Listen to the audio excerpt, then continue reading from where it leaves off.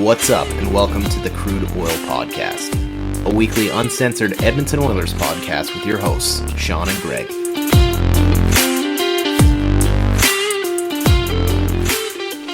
Welcome back to the Crude Oil Podcast, Sean.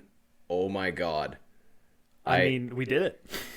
Oh my God, we did it. We did do it. I'm still recovering. My voice is still catching up to myself here. See, my voice is still okay because I had to watch the game near a baby and I wasn't allowed to yell. So I managed to survive. Though I am pretty hungover today, I'm not going to lie. Playing guilty. Not a bad start, hey? Exactly. Oh my goodness. So much to unpack. So much to go through. I felt like it was just a roller coaster of emotions over the past, 72 hours. When you consider everything that happened after Game 5 and then into Game 7. Do we want to just do a quick recap of everything that happened in Game 5, move in, and then we can ultimately chat about Game 7 because that's the thing we really want to talk about. Well, that'll be the meaty part of this podcast too. But before we get into that, I just want to mention, if wherever you're listening to this, feel free to give us a subscribe, a follow, a like, a comment, whatever that allows. Anything you guys can do would be great and super helpful. And if you like it, just stay tuned for more. Yeah. Great marketing plug. I do like that. I'm not good at that game. We're bad at plugging, so we need to plug more. We need to implement the Bert Kreischer of marketing schemes to our taking promo videos everywhere we go. Yeah, exactly. So we'll jump into Game 5. We won't go too in depth to it. Maybe the grossest start to a hockey game that I've ever seen in this club. I know I was handling the socials and I was kind of going off the deep end. Off the deep end, yeah. When it came to some of there's just no effort, no energy. Well, I think they've had bad starts like that this season, even in the series. But I think everybody was just disappointed after Game 4 and then bouncing back with that effort. And be like, are you kidding me? Yeah. You get shut out in Game 4 and then your response is just to come back and not really show up again, especially at home in an environment where you think you have the crowd behind you. I was kind of shocked more than anything. But I mean, the Oilers' special is to play for 10 minutes of the game and then somehow make a game out of it. Because they just dominate for 10 minutes. Well, it was funny because it got to the third period and there's a part of me that's like, oh my God, do I want to suffer through this entire thing? But it goes without saying, I think in the last 3 games, it's really become evident how powerful Connor McDavid's will to win actually is. I think he's proven to everybody over the last 3 games that he is the player that everybody knows he is and can be. Yeah. It's insane to think that Connor McDavid has a level to begin with, and then there's a next level when he's gearing up to playoffs.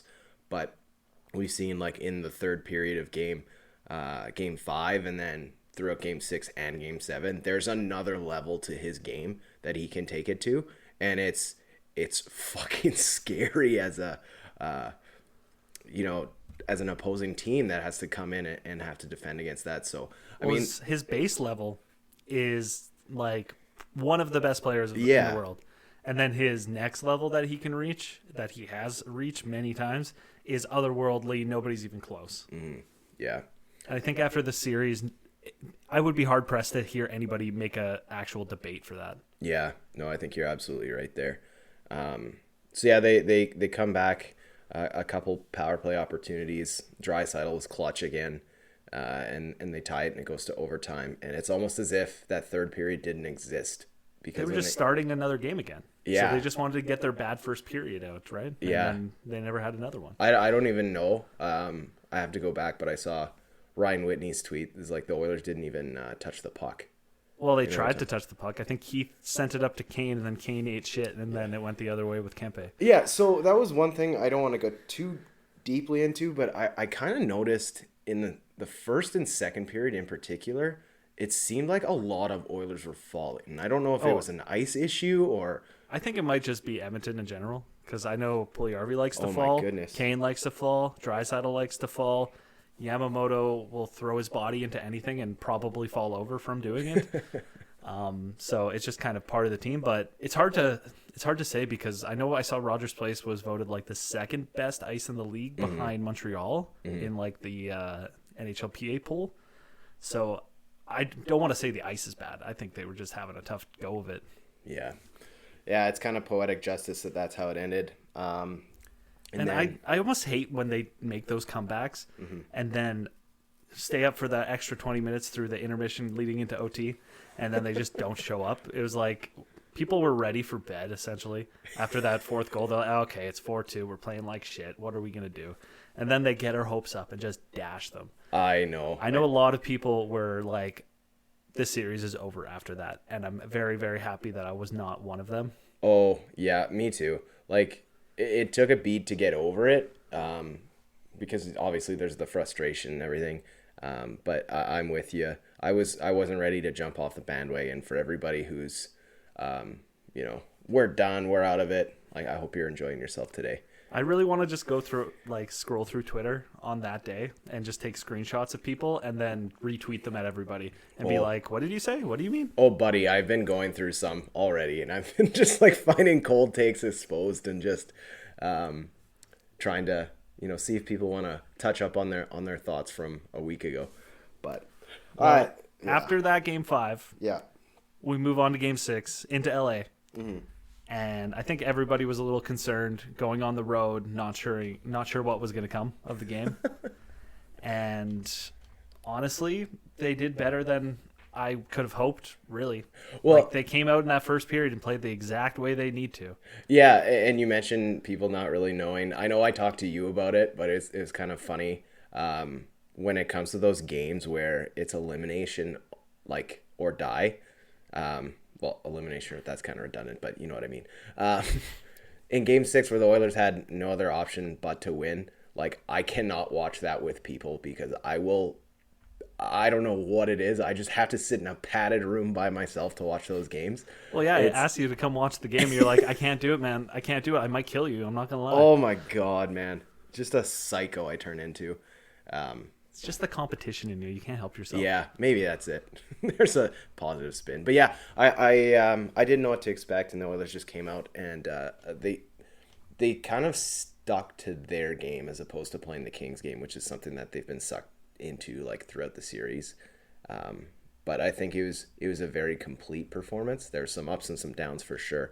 I know the Kings came close to sealing it out there, but I know I was a little jittery as soon as they tied the game earlier in the third, and I was like, oh boy, this isn't happening. Yeah, a lot of that. And then Tyson Barrie gave me faith again. Man, who would have thought?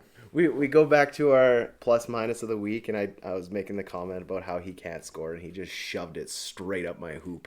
I mean, that was a wicked shot. Yeah. Turns out if they can shoot and not hit the shin pads of the Kings, they can actually score. Who knew? Yeah. That's something that I've noticed. Bouchard's, not to get too niche, but he's kind of run into that issue a little bit. Oh, we're bringing back the shin pad assassin. Yeah. It might have been retired once Sekera got traded, yeah. But it's back for Bouchard because he needs to find a way to get that puck through because it's been a struggle. Well, the amount of times he shot it, goes off their shin pads and out of the zone is unreasonable at this point. And he has a lethal wrist shot. Oh, he does, but I think he just dusts it off too much, and he needs to focus on getting it through instead of I don't even know what he's doing. Yeah, honestly, it's very painful. I'd also like to say in this Game 6, I found it pretty ludicrous that the power plays were 4-1 for LA. Oh man, we're gonna get into this. The Carl Gunstrom. Or is it Gunstrom? Yeah, Grunstrom. When he got cross-checked in the back by Nuge and went flying up in the air. Yeah, I love Kevin BX's breakdown on the intermission. I don't know if you saw it, but he's like, normally when you cross-check someone down, you fall down, not jump up. I mean, yeah. But even any of the penalties, there was Yamamoto's goalie interference when he, I think he was going to score when he was kind of on in the 2-on-1 and went barreling into quick. Yeah. I don't know if I'd call that goalie interference exactly. Mike Smith took the most blatant penalty I've ever seen by slashing a guy in the nuts. I mean, it was a stupid move. Don't get me wrong. But it feels like even that was sold a little bit. I don't think he I know he kind of like got him in the ball sack, and it probably hurt a little bit, but I don't think it hurt as bad as he sold it. I mean, probably not, but I think I would do the same thing if people go anywhere near there. It's where the panic sets in. You're like, okay, am I alive? Yeah. Like, can I still have children after this? I definitely don't condone that. I don't think it was a smart penalty to take. But Well, even too, like the last penalty in the game was Yamamoto took a kneeing penalty, and I don't really think that was kneeing either. But I mean, I think I'm just biased. I will say that, but I don't know. It felt like the refs were just trying to get LA into the game. oh, I think the rest are dog shit. A little bit of game management for all you out there. And then like the Kaliev thing with McDavid. If you go back and watch, like he definitely motions to hit McDavid in the neutral zone. Like that's not a innocent non-call. No, he was looking at him the whole way. Like Yeah. I don't think McDavid saw him, Right. but he was looking at him the whole way. Yeah. And then don't even get me started on I think it was Mikey Anderson who like slew-footed Draisaitl and potentially gave him a high ankle sprain. Yeah, that was the dirtiest play of the entire series by far. I will say that coming out of the series, I do have a lot of respect for some of these Kings players. Like they really blew me away by how how good they actually are. But Mikey Anderson and Brendan Lemieux are little pukes. Oh both my of them. God. I Yeah. can't fucking stand either one of them. Yeah, you can strap them to a rocket ship to the moon like any day now. Please. I'm just glad we never have to say their names for the next, hopefully, 6 months. Oh, exactly. Well, we won't play them again until next year. So Yeah, exactly. But that brings us to Game 7. Yeah, let's dive in. This was something that I knew the Oilers, in order to have success, had to have a good start. They had to show up on time and actually compete, and it was domination from the Puck drop drop. of the puck. Yeah. I mean, McDavid set the tone in the first 30 seconds by absolutely laying Oh my out Sean God. Durzi. Yeah. That was shades of Giroux laying out, I think it was Crosby, in the first 30 seconds during their series against each other back in, like, when was that, 2014 or something like that? Yeah. Like, that's the feeling that gave me. I was like, okay, the captain came to play. He's going to show everybody the way they need to play. And I think everybody followed suit all game long. Mm-hmm. And I know he doesn't necessarily like to take him, but Josh Archibald was throwing shots everywhere across the ice. I will eat crow on everything I've said bad about Archibald this season. For like personal decisions aside, he is a hockey player. I forgot how much I loved him. Yeah. He comes and plays. He plays his role better than any player I've ever seen. He just comes in, little wrecking ball out there, and just like dominates players that are twice his size. Well, and you go back to like, this might be a hot take, but I think he was the most consistent Edmonton Oiler in the lineup when it comes to effort. I don't think anybody could argue. He always shows up every single game. He's never one of those passengers, really. Mm-hmm. The only problem was he would sometimes play like 7 minutes a game, so he would kind of be a passenger because he's sitting on the bench for 53 minutes of the game. It was funny too when you go back to, well, we can get into it, but Puljujarvi had the lowest minutes for the Edmonton Oilers in Game 6 when they went back to the 11-7. He's another guy that I found stepped up a little better in Game 7. I don't like him in the role that he's in. Did you like him more as that like extra forward playing with Cassian that they're kind of that's kind of David and Draisaitl through? That's kind of what he was in last night, but I'm pretty sure in the actual line sheet he was like him and Cassian were down there. Yeah, because it was Hyman Kane between McDavid and then McLeod between Draisaitl and Yamamoto, and then the third line was Nude Ryan and my brain is not working, Archibald. And then it had Cassian and Puljujarvi down there. But then all those centers were just rolling through every single line. So it was the wing combos and then the the four centers just going through. Whether it's Draisaitl, McDavid, McLeod, or Nuge. So I'll give you a little bit of inside baseball here from my coaching background. Whenever a lineup change comes in like that, I've noticed from my experience, like there's nothing but severe anxiety that's going through your head when you're trying to roll lines with uneven numbers. So I don't know how the hell they do it to manage it on an NHL level. So well, I think they just roll the wingers, and then I'm guessing Woodcroft just taps whichever center. He's like, okay, get out there, get out there, get out there. Yeah, they just do whatever.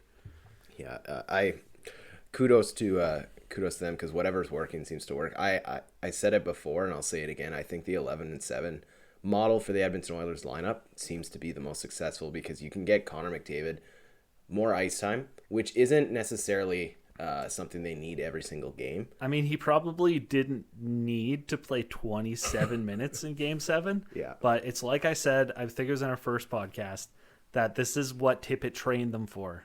Yes. This is what their boot camp was for 2 years, 3 years with Tippett. So he could figure out how to do it. Mm-hmm. And Draisaitl, and Nurse, I trust to play as many minutes as they need to carry this team. Yeah. And McDavid just had to do more so than usual because Draisaitl's hurt and Nurse is probably hurt.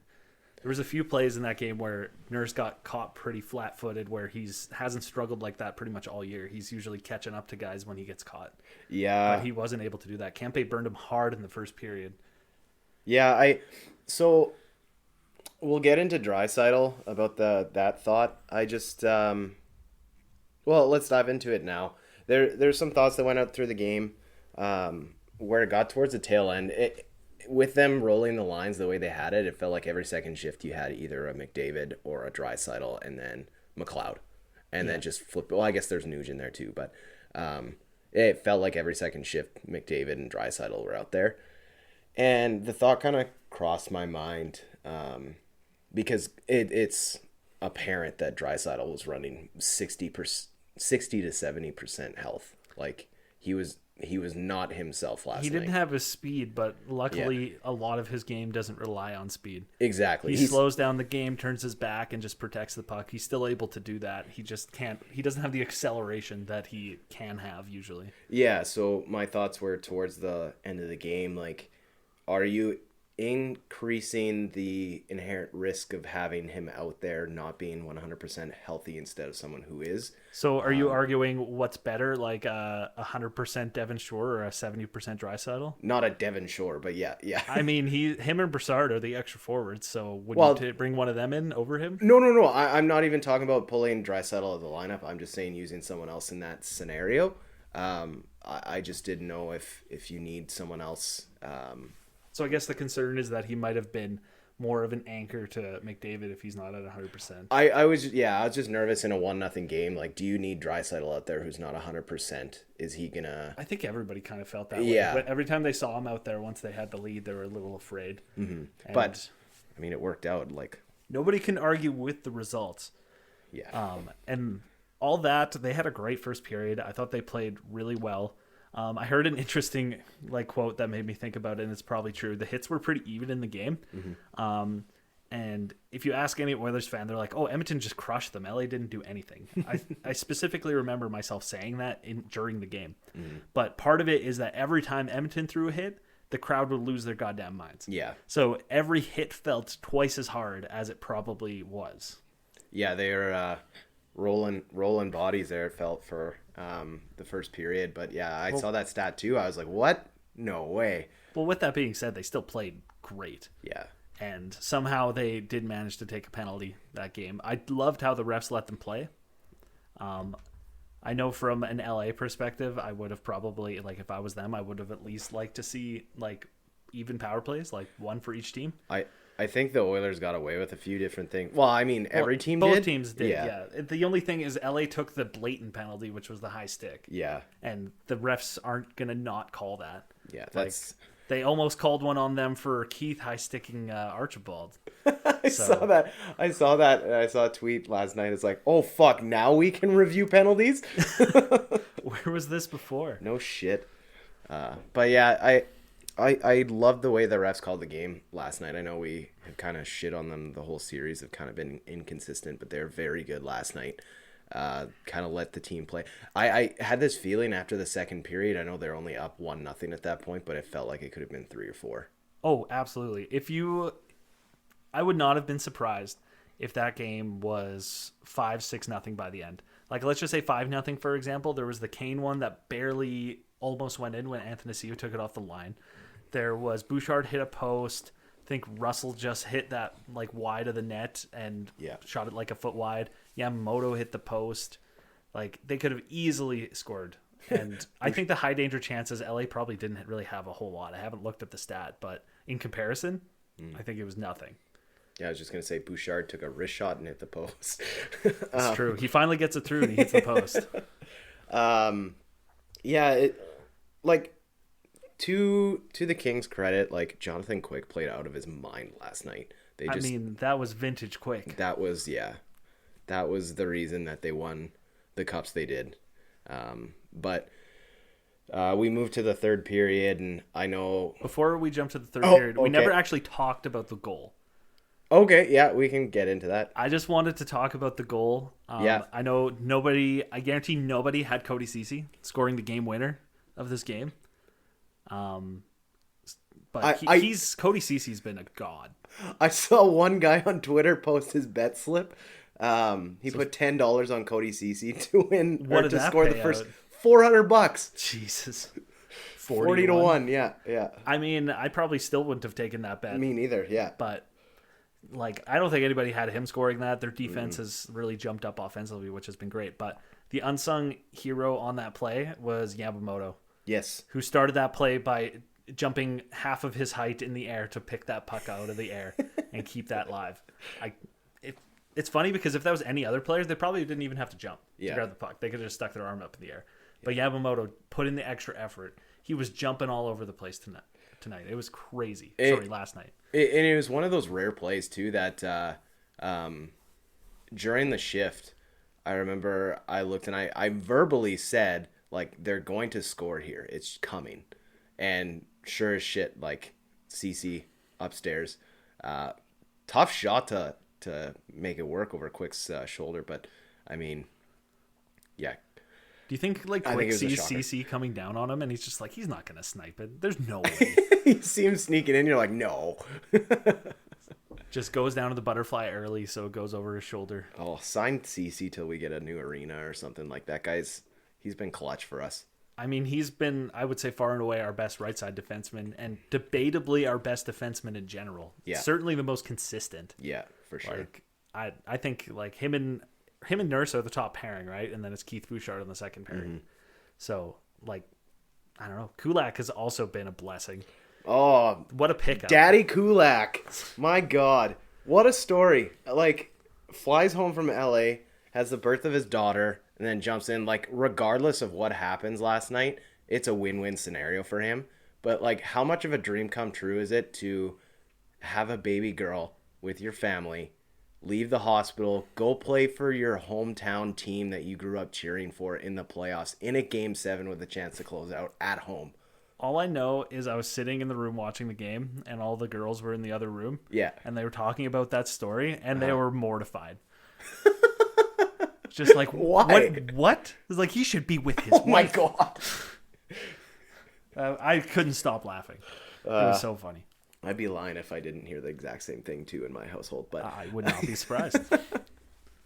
The Oilers jump out of the second period, and I was pacing the house during the intermission. Like, I had to do dishes. I had to keep moving and doing something.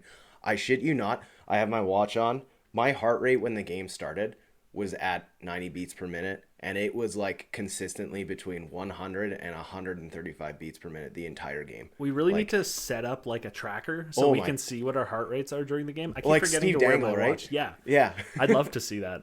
I guarantee it would have been spiking multiple times. Whenever the Kings had possession in our zone, I caught myself, like, my friends were all talking and be like, oh, the whole time I'd just be holding my breath. Yeah. And until the puck got out, I'd be like, okay, we're fine. Yeah, it was a lot of gut check time for sure. But jumping into the third, I thought the Oilers came out. There was a little bit there where I felt like they were trying to relax and maybe playing on their heels a little bit. Yeah, and I was kind of hoping that wasn't the case for the entire period because it seems like the team, when you kind of settle down, I feel like the Oilers, that's when slip-ups can happen, and usually when the comebacks, can happen. Like, we look at the Jets series when they're down, what was it, 2 or 3 goals, the Jets, and they came back within that span of 5 minutes last year. Oh, God. Just because the Oilers, relaxed and decided to play like 1-3-1 hockey, and I don't know. It's just not their game. I don't want to think about that game last year. Yeah. I still remember like going through being so high and going so low so quickly. That was brutal. But let's not talk about that. Yeah. I'm too scared to talk about that. No, so I thought that the third period was pretty good. Coming out of that last TV timeout, I think it was 5:59 on the clock or something. And I was a bottle of nerves. I didn't know what was going to happen. And then we get the 2-0 goal from Connor McDavid. The first thing I just want to say is the chip from Yamamoto in the neutral zone. The beautiful was such chip a area pass. Fucking smart play that I don't know if a lot of people like. That's some high IQ stuff to know. I'm playing with McDavid. I can just. It's like Smith doing the pass in OT that one time. Because the defenseman read it like he was going to dump it into this like end. Oh, exactly. And he just chipped it right in the middle of center ice. It's just like, here, jackpot, go get the puck. No, it's funny watching that because I remember watching that very specifically. Yeah. Thinking that there was a whistle because I watched all the LA players just stop moving like they're playing NHL and their controllers disconnected or something. Like Dursey gave up on the play. Anthony Ciu tried for a couple seconds and then gave up on the play. And McDavid was the only one moving and like knew where the puck was. Yeah. Meanwhile, Quick's flailing all over the place. Mm-hmm. I honestly thought it wasn't going to count because I thought there was a whistle and they just didn't hear it because the crowd was too loud or something like that. Well, I mean, we saw it too with the offsides. Like there's a delayed offside that was like 12 seconds late because nobody heard the whistle. Oh, exactly. I go turn back the clock. And then Yamamoto was hopping up and down like crazy. Oh my God. Like a rabbit out there. Yeah. Rightfully so, though. I think everybody was Yamamoto in that moment. Yes. It's a lot of jumping around. I know I turned into a little girl, like just screaming when he scored. I couldn't believe it. You know how hard it is to contain your excitement when there's a sleeping baby near you? I was losing my mind. Oh my goodness. As soon as they scored, it was weird because I was like, yay, I had my 5 minutes of being excited. Went from extreme happiness to extreme, okay, there's still a shitload of time to fuck this up. I mean, I don't like to have that outlook, but Edmonton hasn't put a whole lot of faith, especially in playoff games in those situations. So I was very nervous the whole time, but they really closed it down, ratcheted down those last minutes. They had some heavy possession time too. Yes. They played the exact way that you would always want them, where you're like, we need to take it to him. Don't stop. Keep taking it to him. And they did exactly that. Yeah. They never sat back for a second in those last 4 minutes. Yeah.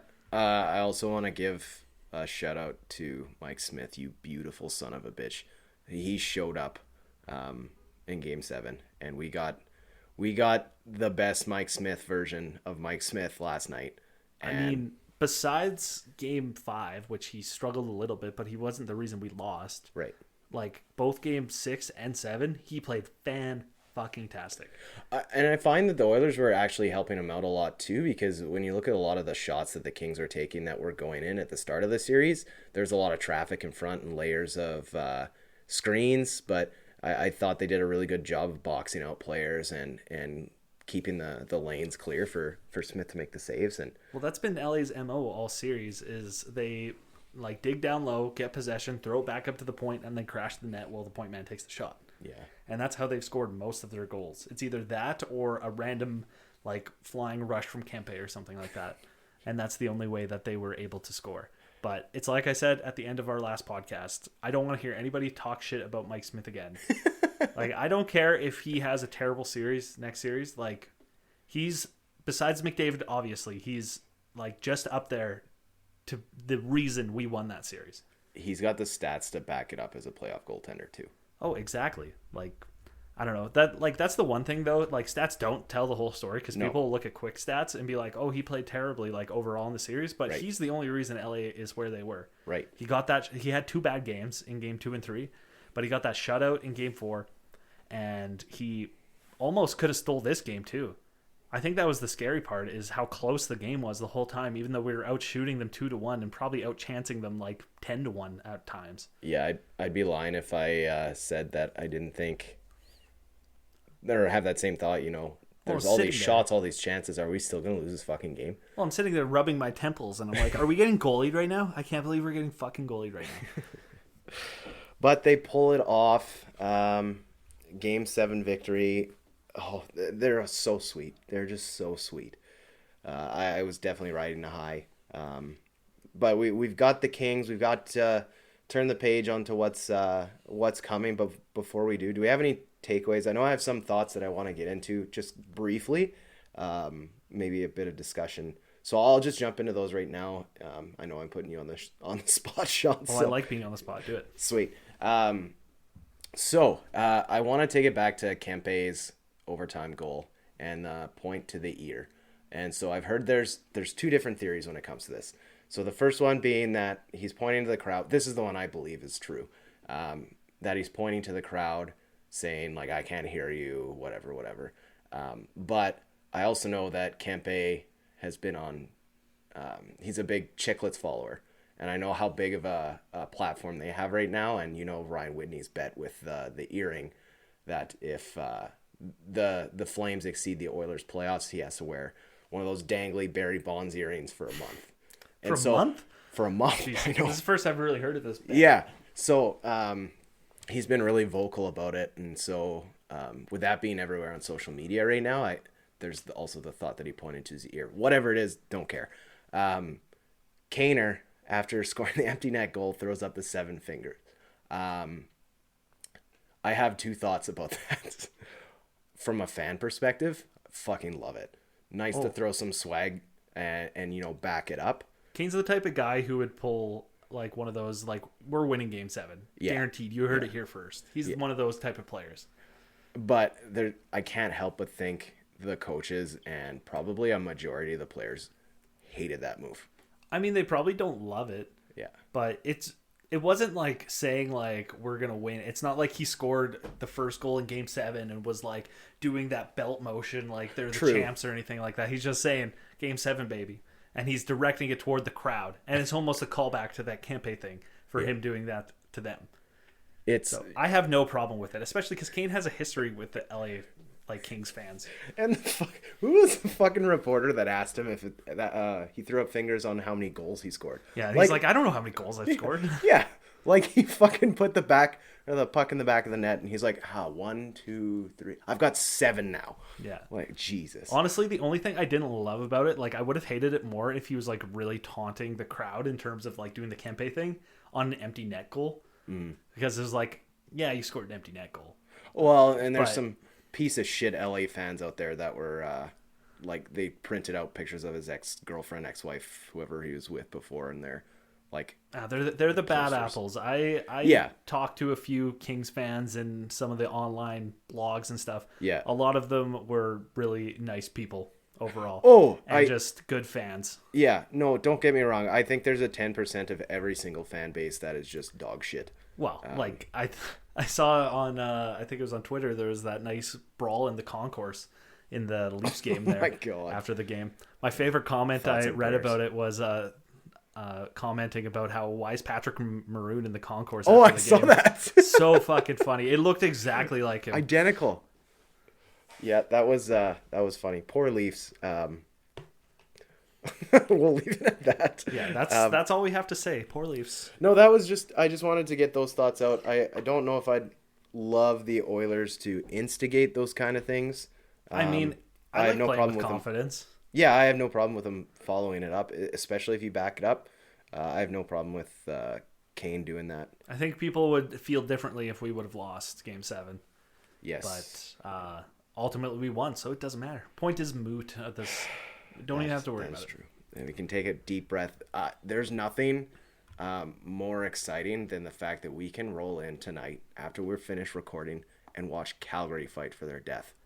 See, here's what I'm struggling with.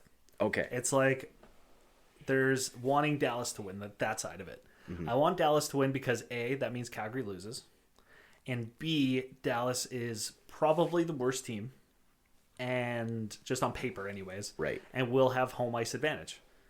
But with that being said, it feels really gross, but I kind of want Calgary to win because Battle of Alberta would be fantastic for a playoff series. And I would absolutely love to rub it in their faces if we beat them.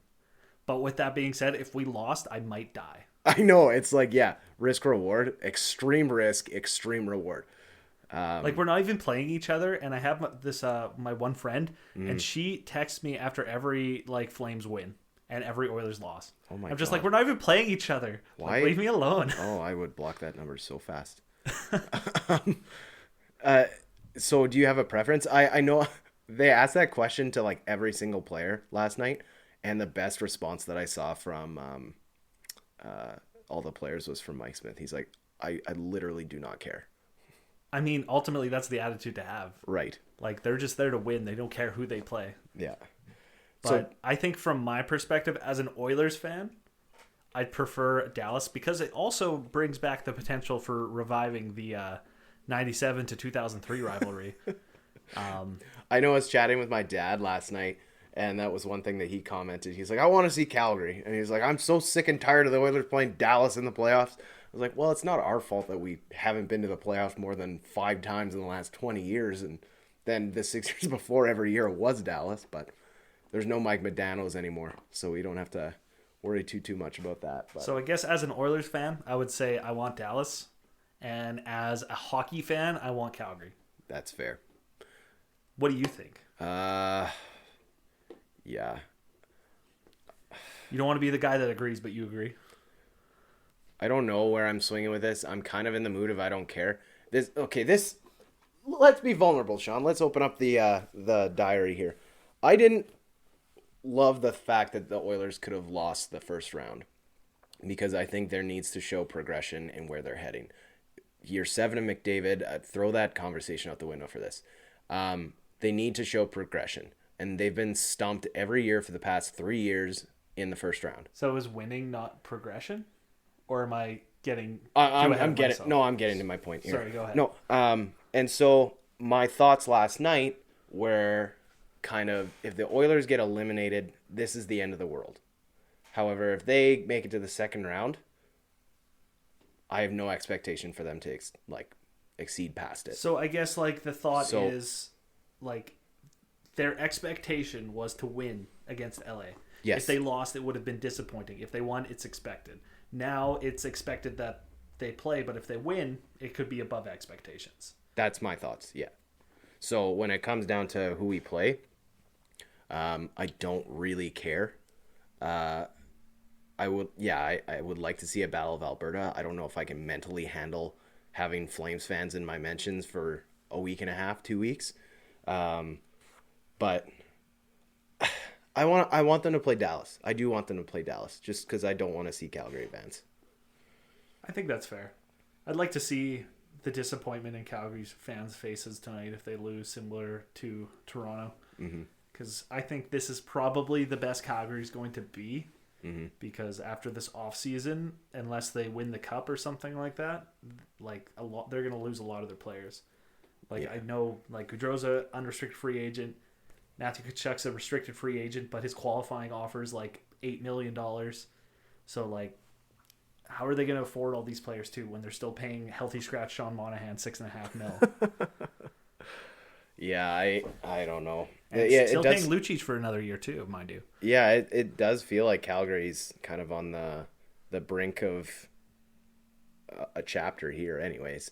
I don't know what they would do because they don't, maybe I just don't know their depth well enough or their prospects, but I don't think they have that many big prospects in the pipeline that are especially ready to make the jump. I think Edmonton has a few, like Holloway and Niemelainen, and even maybe one of the right side guys in Berglund or Desjardins or something. Yeah. But I don't know about Calgary. So, but we might be getting ahead of ourselves talking about what will Calgary do. But yeah, I guess we'll see, because I guess the first game will be Wednesday, I think they're saying. I would think that it's Wednesday, and I'm secretly hoping for Wednesday because it's a long weekend. Then we get a game on Friday and Sunday. Oh yeah, that's a good point. So that'll be great. Especially because I'm going to be watching out at the cabin, so that'll be fun. Yeah, that'll be good. So there's no point really jumping in. I think is just taking a look at where we're heading, though. What are the things that you'd like to see the Oilers continue just to be successful? I would say top 3 things. Number 1, I've said it before, I'll say it again. They have to come out to play. Show up in that first period. Don't coast through that goddamn period, I swear to God. Number 2 is they need to play physical. I think, especially against Calgary and Dallas next round, they're going to need to continue to play that way, or they could easily get pushed out of the series by a team like Calgary. They have a lot of size on that team. And then I think number 3 is they need to play like well-structured defensively. They can't get into those panic moments that keep screwing them over in those games they lost against LA, where one guy tries to a weak attempt to get it out, it fails, and then they're hemmed in for a minute, and they eventually crack and give a good opportunity to the other team. Yeah, I think that's been their Achilles heel all year. Like, people like to complain about goaltending, but I'd like to think that it's because our defense gives up grade A chance after grade A chance. Yeah, I'd agree with the last one. The other thing that I would like to see them stick with is this 11-7 format. It seems to be working. Train, eh? I love it. I think it brings more energy to your defensive core, which I think like it's kind of like a closer by committee scenario with the Edmonton Oilers. Like, I don't think we have a number 1 and 2 defenseman. I think there's a lot of workload that's shared. It's just a 7-man unit. Yeah. And I don't know how you pull Chris Russell out of the lineup right now. I mean, I think he's fantastic on things like the penalty kill. I think he's just been good overall, but I think it just comes down to the fact that Woodcroft is good at it. That's true. He's probably one of the best coaches at it that I've certainly seen. But it helps with the way that Edmonton's team composition is. With their centers, and they have quite a bit of winger depth too. Yeah. So they're able to roll them no problem. I think with even a few years ago, it could have been a struggle if they were just trying to roll, like do 11-7, but keep Nuge on the wing, for example. I think that would have been difficult to do. But now it's way easier than it ever was. I'm just praying that Draisaitl miraculously gets healed. Yeah, very true. So just to wrap things up here, we'll jump into our segment plus minus of the week. Just thinking off the top of my head, we'll go through the pluses first, I think. Well, no, let's end this on a high note. We'll start with the minuses. We always start with the minus, we end with the plus. Yeah. Sean, do you have any minuses to start out with, or else I can jump in? You can start. I need to think about it for a second. Mikey Anderson. Bye-bye. I cannot stand that man. He's such a dirty little rat. I know that I gave it to Lemieux, but I will be so happy to never see him for the foreseeable future. That's my minus for the week. Mikey Anderson. Your name's Mikey? Really? Like, why not go by Mike or Michael? Or Michael, something? Yeah. Like, come on, man. Figure it out. I would say my minus, I really have to think hard about this because it's so hard to think of a negative after a good game like that. Oh, God, I'm not prepared for this at all. That's fine. I've been thinking too much about positives. You did catch me. That's good. I'm going to have to save my minus because I'll just talk about a plus quick. And that is, I would say, the unsung hero of Game 7, which was Yamamoto. Because he was the reason they scored on both of their goals. And he's been a little wrecking ball all series. And I think I've talked about it with my friends before, where we were talking about in this offseason, what do you do? Kane, Puljujarvi, Yamamoto. I'm not getting into this now. Well, we're not getting into this now. But okay. one of the things that I kept saying during that was like, Kane, yes. Puljujarvi, maybe. Yamamoto, maybe. And the big thing on Yamamoto is, will he show up in the playoffs? Right. Because he got pushed out of both the Chicago and the Winnipeg series. And I think he's proven to everybody that he knows how to play now. Yeah. He can do what he needs to do in the playoffs to be effective and not get pushed out of the series. Yeah. Which is play like you're 6'5", 250 pounds. Little pinball. Yeah, no, I like that. So I guess my plus for the week, I wish I knew who it was, but who was ever in charge of, and this is going to be vulnerable again, Sean. People are going to think I'm just the biggest pansy ever, but whoever's in charge of managing the in-game experience for the Edmonton Oilers for the playoffs has knocked it out of the park. See, it's funny you say that because it's been, I would say, pretty mediocre all year leading up to the playoffs. Yeah, exactly. I know that it's been pretty redundant. They haven't done many changes over the past 2 years. I know with it being the first year that they had fans, and over 2 years they didn't change next to anything. But from everything that I'm seeing and hearing, like they're including clips of Ben, but like during the intro to having the Oilers come on the ice, and then last night, I'm not afraid to say it, but like definitely welled up a little bit when I saw Joey Moss in the crowd singing "Oh Canada" last night. Like that got me pretty good. I think they do an excellent job of that. So kudos to whoever is all responsible for that. Well, I think I thought of my minus. It's not exactly part of Game 7 or anything, but I meant to talk about it last week, but I didn't. And I just wanted to talk about goaltender interference. Okay. And how, to this day, nobody knows what the fuck goaltender interference is. I don't think the league knows what it is. It's like, I'll see the same play and it'll go two different directions. It's like, for example, if the puck goes in and on the ice it's called a goal and they review it, they will not turn it back. But if they call it no goal, they won't award the goal, even though it's the exact same play. It's just a matter of, did the ref call it a goal or not on the ice? Are you honing in on that Kane goal in Game 6 that got waved off? Or? I think so, but there's also goals in a couple other games too. Yeah. And I don't know, like I think it might just be a reffing thing in general. I know like a lot of people are complaining that depending on the situation, they would or would not have called things.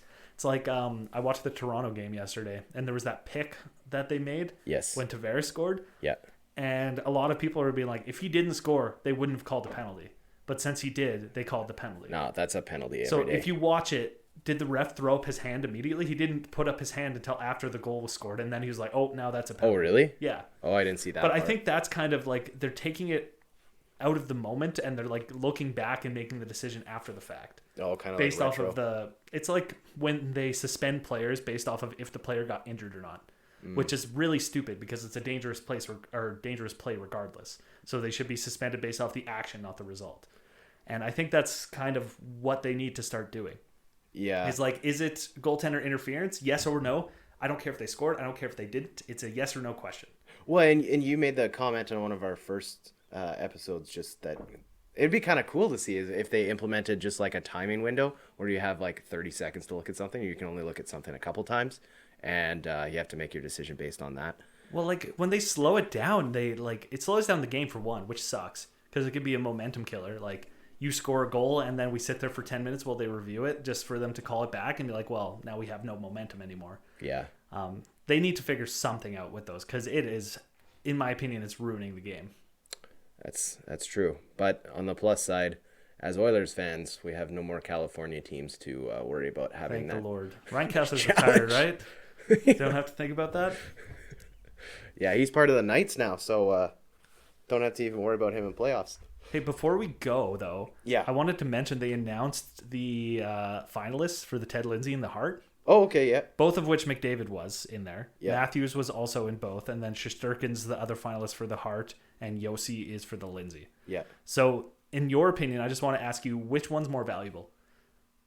Do you respect the winner of the Hart or the Lindsey more? Which one? Whose opinion do you respect more? Absolutely the Lindsey. Like you're getting reporters who've never skated on the ice before fucking voting. You have to, but being judged by your own peers, I think, is more rewarding than having a bunch of Joe Blows in the reporting game. See, I wholeheartedly agree. Oh, okay. I think part of the problem is when they're talking about these trophies, it's the media who is talking about the trophies. Therefore, they seem to make the Hart a bigger deal than the Lindsey. Right. Because they're the ones voting on it, so they want it to be more important. But we're going to change that. I think the Lindsey is the most sought-after trophy in the league, bar none. It doesn't matter what position you play. If everybody else in the league respects the way you play and thinks you're the best, then you're the best. So what's your thoughts just regarding Shesterkin being included in that? So I've seen arguments that there's too many awards for goalies and he shouldn't be included in that list. Is there too many awards? Like, I know there's the Vezina. Mm-hmm. There's that, I think it's the Jennings yeah. where it's like lowest goals against average combined as a Team stat. Yeah, like it's a team stat. It's not a goalie stat. Anybody who says it's a goalie stat doesn't pay attention to hockey. Yeah. So, like, I disagree that there's too many. I think there should be more trophies. Like, the whole aspect that there should be an offensive defenseman trophy, a defensive defenseman trophy, and maybe an overall trophy or something. Oh, yeah. Just like there's a Selke, and there's the But then we're Hart giving and- participation ribbons to everybody. I mean, they don't overdo it. But, Okay. like, realistically, there should be a trophy for each category. Like, it doesn't have to be huge and be like, oh my God, but, like, he won this trophy. That's so crazy. Yeah. But it can just be, like, a significant trophy. It's like, it's blasphemy that there isn't a Gretzky trophy of some kind. You can just make it there's most room for that. assists or something like that. Yeah, that's true. That's true. So, like, I don't know. I feel like there needs to be that, but I think McDavid will win the Lindsey. And unfortunately, I think Matthews is probably going to win the Hart Trophy. Fuck off. Just because of voter fatigue. The one thing I do like, though, is that when we were going to talk about this before, you had mentioned that we should do our predictions before the playoffs because everyone skews their votes. And I saw so many things like last night that are just like, you can't tell me McDavid's not the Hart winner now. And then you saw the arguments for Matthews, like 60 goals all for fucking nothing. Well, that's the reason why they have to vote beforehand. Yeah. Because it's so easy. It's like when McKinnon had that great first round, and everyone's like, McKinnon, Hart Trophy, guaranteed, best player in the league. Like, McDavid doesn't come close. And, like, people just... Yes, playoff performance is important, but that's what the Conn Smythe's for. Yeah. Like, don't worry about it in other contexts. Yeah, I would agree. But, yeah, that pretty much does it. It's kind of a waiting game. We are so blessed to sit in and see who our next opponent's going to be. Tonight is Game 7. By the time you're listening to this, you probably know who it's going to be. Looking at Wednesday for start of the series.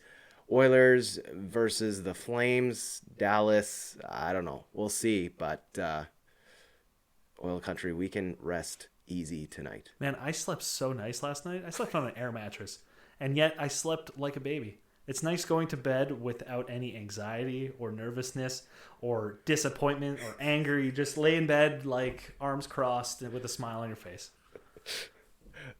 So sleep tight, huh? Sleep tight, Oil Country.